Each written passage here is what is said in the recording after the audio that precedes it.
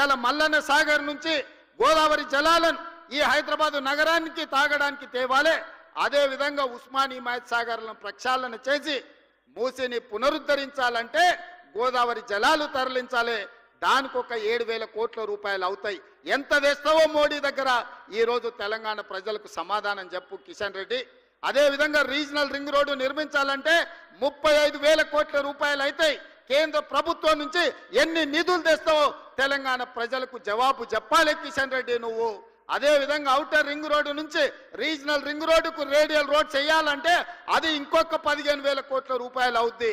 Regional ring road radial roads కి 50,000 కోట్ల రూపాయల నిధులు అవసరం ఉన్నాయి. నితిన్ గడ్కరీ దగ్గర మన ప్రతిపాదనలు పెండింగ్ ఉన్నాయి. ఎన్ని నిధులు తెస్తావో తెలంగాణ ప్రజలకు సమాధానం చెప్పాలి కిషన్ రెడ్డి నువ్వు. అదే విధంగా మెట్రోను నిర్మించుకోవాలంటే మెట్రోను పొడిగించుకోవాలంటే ఇంకొక 35,000 కోట్ల రూపాయలు కావాలి. ఇవాళ ఆ మెట్రో కోసం ఎన్ని నిధులు తెస్తావో తెలంగాణకు జవాబు చెప్పాలి కిషన్ రెడ్డి గారు. మీరు మోడీతో పాటు మీరు క్యాబినెట్లో మంత్రి, గుజరాత్కి మోడీ నిధులు తీసుకుపోతుంటే మీరు గుడ్లా పగిచ్చి చూస్తున్నారా? ఏం తెస్తావు తెలంగాణకని నేను అడుగుతున్నా. మూసీలో పోయి వండుకుంటా అన్నావు, మూసీలో వండుకో, మూసీలో మునుగు. మోడీని తీసుకొచ్చి మూసీని చూపించు. ఎంత దరిద్రంగా ఎంత కలుషితం అయిపోయిందో, కెమికల్ ఫ్యాక్టరీల నుంచి ట్యాంకర్లు వచ్చి ఎట్లా పోస్తున్నాయో, మూసీలో చచ్చిపోయిన మనుషుల కలేబరాలు, కొట్టుకొచ్చిన పశువుల శవాలు ఇవాళ నల్గొండ జిల్లా ప్రజల జీవితాలను అతలాకుతలం చేస్తున్నాయి. అయినా నీకు కనికరం కలగలేదా కిషన్ రెడ్డి గారు అని నేను అడుగుతున్నా. ఇవాళ బీఆర్ఎస్ వాళ్ళు బీజేపీ వాళ్ళు మూసీని అడ్డుకుంటామంటున్నారు. ఎందుకు అడ్డుకుంటారు, ఎందుకు అడ్డం పండుకుంటారని నేను అడుగుతున్నా. ఈ కాలుష్యాన్ని తొలగించాల్సిన అవసరం లేదా? హైదరాబాదు నగరం మరో ఢిల్లీ లాగా మారాలనా?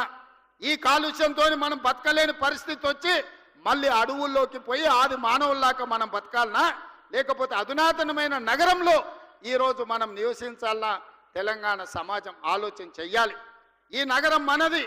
ఈ నగరం మనం బ్రతకడానికే కాదు, మనకు ఉపాధి ఇచ్చింది, మనకు ఆదాయాన్ని ఇచ్చింది, మనకు ప్రతిష్టను తెచ్చింది. ఈ నగరం ప్రపంచంతో పోటీ పడాలి అంటే రీజనల్ రింగ్ రోడ్డు నిర్మించుకోవాలి, రేడియల్ రోడ్స్ నిర్మించుకోవాలి, ఎస్టీపీలు నిర్మించుకోవాలి, ఫ్లైఓవర్లు కట్టుకోవాలి. అదేవిధంగా గోదావరి కృష్ణా నదీ జలాలను తాగడానికి తరలించుకోవాలి, మెట్రో రైలును విస్తరించుకోవాలి. ఇవన్నీ పనులు చెయ్యాలంటే ఈ రోజున్న అంచనాలకు ఫ్యూచర్ సిటీ కాకుండా వీటికి 1,50,000 కోట్ల రూపాయలు కావాలి. రాబోయే 4 ఏళ్లలో 1,50,000 కోట్లు ఈ పనులన్నిటికీ ఖర్చు పెడితే హైదరాబాదు నగరం ఒక అద్భుతమైన నగరంగా మారుతుంది. ఈ అద్భుతమైన నగరం ప్రపంచ పెట్టుబడులకు వేదిక అవుతుంది. ఈ ప్రపంచ పెట్టుబడులకు మన నగరాన్ని వేదిక చెయ్యాలి అంటే కేంద్ర ప్రభుత్వం సహకరించాలి. ఏడ్చేటోడు ఏడుస్తాడు. ఏడ్చేటోడు గురించి నాకు బాధ లేదు. ఎందుకంటే బీఆర్ఎస్ వాళ్ళు మేము చెయ్యలేదు, ఈయన చేస్తున్నాడు, ఈయన పేరు వస్తే మా మనుగడ ఉండదు, మా ఉనికి మాయమవుతుందని వాళ్ళు బాధపడుతున్నారు. వాళ్ళ బాధ మనం అర్థం చేసుకుంటాం. కానీ 11 ఏళ్ల నుంచి 3 సార్లు ప్రధానమంత్రిగా మోడీ ఉన్నాడు. హైదరాబాదు నగరంలో వరదలు వచ్చి మునిగిపోయినప్పుడు ఒక్క పైసా కూడా ఇయ్యలే మోడీ. ఇక్కడ ఇండ్లు దడిచిపోతే, ఇక్కడ సామాన్లు మునిగిపోతే అప్పుడు ఆయన బండి సంజయ్ చెప్పిండు, బండి కట్టుకోపోతే బండి ఇస్తాం, ఆటో కొట్టుకోపోతే ఆటో ఇస్తాం, కారు పోతే కారు ఇస్తామన్నాడు. తర్వాత అడిగితే మీకు ఇన్సూరెన్స్ ఉంటుంది కదా తెచ్చుకోపోండి అన్నాడు. ఇది వాళ్ళ నీతి. అందుకే ఇవాళ మీరు నిధులు తెస్తారా లేకపోతే గుజరాత్కే వలసపోయి అక్కడనే బతుకుతారా అని నేను అడగదలుచుకున్న కిషన్ రెడ్డి గారిని. నువ్వు హైదరాబాదు నగరం గురించి, అభివృద్ధి గురించి నా సంగతి వదులు. సికింద్రాబాద్ ఎంపీ కదా, నీ దగ్గర ఏం ప్రణాళిక ఉందో చెప్పు. కిషన్ రెడ్డి గారు సూటిగా మిమ్మల్ని అడుగుతున్నా. మూసి ప్రక్షాళనకు కేంద్ర మంత్రిగా కేంద్ర ప్రభుత్వంలో ఉన్న నువ్వు మూసి ప్రక్షాళనకు నీ దగ్గర ఉన్న ప్లాన్ ఏంది, యాక్షన్ ప్లాన్ ఏంది, కేంద్రం నుంచి ఏం నిధులు తీసుకొస్తావు? నెంబర్ 1. నెంబర్ 2, హైదరాబాద్లో రద్దీ పెరిగిపోయింది, ట్రాఫిక్ జాములు పెరిగిపోయినాయి. దీన్ని ఎదుర్కోవాలంటే మెట్రోను విస్తరించుకోవాలి. విస్తరించే మెట్రోకి నీ విధానం ఏంది, నిధులు ఎన్ని మోడీ నుంచి అడిగి తీసుకొస్తావో తెలంగాణ ప్రజలకు చెప్పు. అదేవిధంగా హైదరాబాదు నగరంలో ఫ్లైఓవర్లు కట్టాలి. అది జూబ్లీహిల్స్ చెక్ పోస్ట్ కావచ్చు, 45 కావచ్చు, అదేవిధంగా ఆరంగఢ్ కావచ్చు, మెహిదీపట్నం చౌరస్తా కావచ్చు, ఉస్మానియా హాస్పిటల్ కావచ్చు, లేకపోతే నింబోలి అడ్డ కావచ్చు, ఉప్పు గూడ కావచ్చు, గౌలి గూడ కావచ్చు, వీటన్నిటికీ నువ్వు తెచ్చే నిధులేంది, నీ దగ్గర ఉన్న విధానం ఏంది, నీ యాక్షన్ ప్లాన్ ఏందో కేంద్ర ప్రభుత్వంగా, కేంద్ర మంత్రిగా, ఈ సికింద్రాబాద్ పార్లమెంట్ సభ్యుడిగా నీ ప్రతిపాదనలేంటివి, కేంద్ర ప్రభుత్వం నుంచి నువ్వు తెచ్చే నిధులేంటివో ప్రజలకు జవాబు చెప్పు కిషన్ రెడ్డి గారు.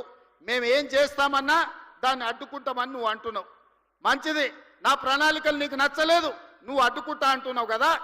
6 నెలలు నేను ఊరుకుంటా, నువ్వేం చేస్తావో చెప్పు, ఏం తెస్తావో చెప్పు. మోడీని తీసుకురా, 1,50,000 కోట్లు మోడీని ఇప్పించు, 10 లక్షల మందితో పరేడ్ గ్రౌండ్లా తెలంగాణ సమాజాన్ని అంతా పిలిచి మోడీని నిన్నిద్దరిని నేను సమానం చేస్తా. అధికారికంగా నిన్నక్కడ పరేడ్ గ్రౌండ్లో 10 లక్షల మందితో సన్మానం చేసే జిమ్మేదారి నేను తీసుకుంటా. కిషన్ రెడ్డి గారు, మోడీ నుంచి 1,50,000 కోట్లు మన నగరానికి తీసుకురా. నాకేం బేసిజాలు లేవు, నాకు నగరం అభివృద్ధి చేయడమే, ఈ రాష్ట్రాన్ని అభివృద్ధి పదం వైపు నడిపించడమే. ఈరోజు ఢిల్లీ చూసినా, ముంబై చూసినా, బెంగళూరు చూసినా, చెన్నై చూసినా, కలకత్తా చూసినా కాలుష్యంతో నగరాలు అతలాకుతలం అయిపోయినాయి. ఇవాళ టీవీలు పేపర్లు చూస్తే అక్కడ నివసించలేని పరిస్థితి ఉంది. ఆల్రెడీ స్కూల్స్కు హాలిడేస్ ఇచ్చిండ్రు, అక్కడ ఉండేటోళ్లను ఆ పట్టణం వదిలి ఇతర ప్రాంతాలకు పోయి ఉండమంటుర్రు. మనం కూడా ఆ పరిస్థితిని కొని తెచ్చుకుందామా? మనం కూడా అట్లనే ఉందామా? మనం కూడా ఆ దిశగా పోతే ఈ నగరం ఎడారిగా మారి ఈ నగరం నివసించలేని ప్రాంతంగా ఉంటే ఎక్కడికి వెళ్ళాలి? అడవుల్లోకి వెళ్ళి ఆది మానవులుగా మళ్ళీ బతుకుదామా?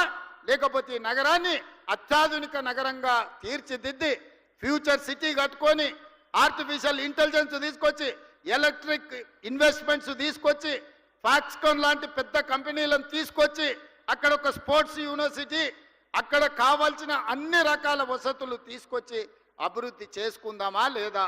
ఎయిర్పోర్టు నుంచి ఫ్యూచర్ సిటీకి మెట్రో రైలు నిర్మించుకుందామా లేదా? ఒక్కసారి ఆలోచన చేయండి మిత్రులారా. ఇవాళ నేను సూటిగా బీఆర్ఎస్ను బీజేపీని ఇద్దరిని అడగదలుచుకున్నా.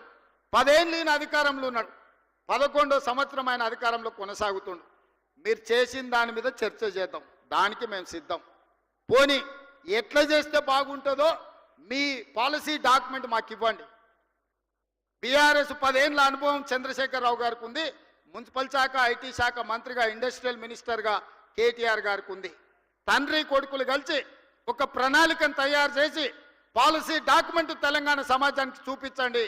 ఎస్, ఈ ప్రభుత్వం ఈ ప్రణాళికతో ముందుకు వెళ్ళాలి, ఈ విధంగా అభివృద్ధి చేస్తే దీనికి అయ్యే నిధుల ఖర్చు ఇంత, ఈ నగరం అభివృద్ధి ఈ రకంగా చెందుతుంది, దీనికి ప్రతిపక్షంగా మేము సూచన చేస్తున్నామని మీరు ఒక పాలసీ డాక్యుమెంట్ తీసుకొని రండి. సహేతుకమైంది అయితే తెలంగాణ సమాజానికి హైదరాబాద్